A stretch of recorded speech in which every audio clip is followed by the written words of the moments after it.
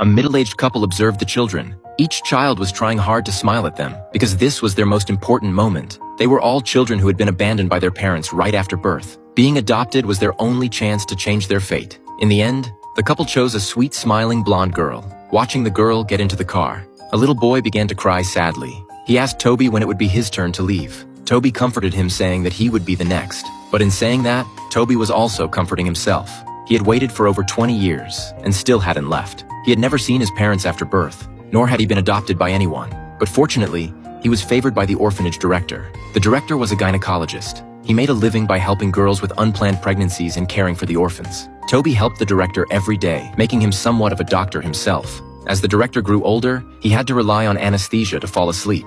He was getting old, and someone should take over his work. The most suitable person was Toby. However, as Toby grew older, he began to have his own thoughts. He felt that the ones who should feel guilty were the parents, not the babies in their wombs. This was a constant point of argument between them. Not long after, a couple arrived, and it completely changed Toby's life. Air Force Officer Thomas was about to return to the front line when he discovered that his fiancée was unexpectedly pregnant. They didn't want the child, so they sought the director's help. During their wait, Thomas asked Toby why he hadn't served in the military. Toby explained that he had a heart condition. Then, an audacious idea popped into Toby's mind.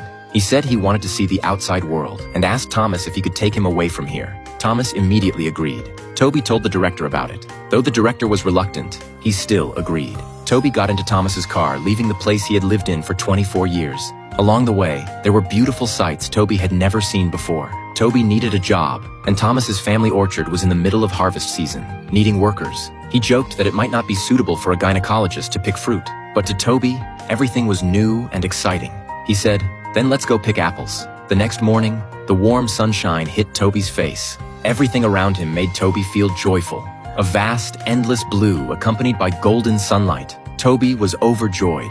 Soon after, Thomas took Toby back to his house. The orchard workers, hearing that Toby was going to work with them, thought it was a joke. Kofi said meaningfully, "We're making history having this young man stay with us." Toby moved into the dormitory. He remembered how the director used to tell them a bedtime story, and then always say, "Good night, you princes of Maine, you kings of New England." The next day, he began working at the orchard. Toby worked hard. Although it was all physical labor, he was very happy. After Thomas left, Elena often visited Toby. She took him for rides and to an open-air cinema. She even asked Toby to hold her. Toby loved the sea.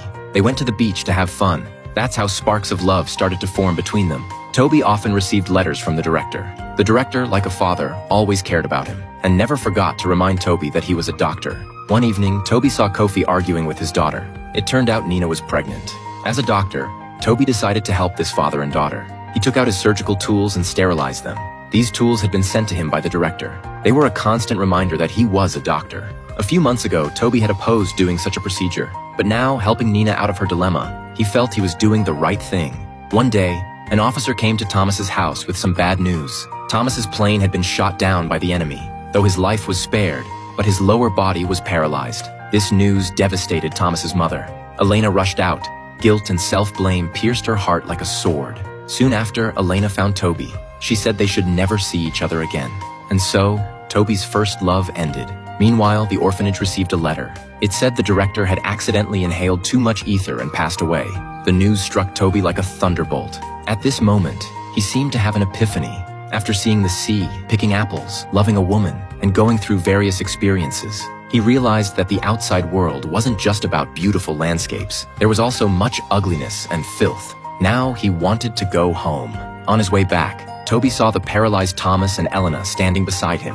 This strengthened Toby's resolve to leave. On a snowy morning, Toby returned. The nurse who had accompanied the director for many years told him a truth. He didn't have heart disease. That had been a lie the director told to prevent him from joining the military. But that didn't matter anymore. Toby took over the director's work. During the day, he worked as a doctor. In the evening, he told the children bedtime stories. Toby mimicked the director's old habit. "Good night, you princes of Maine, you kings of New England."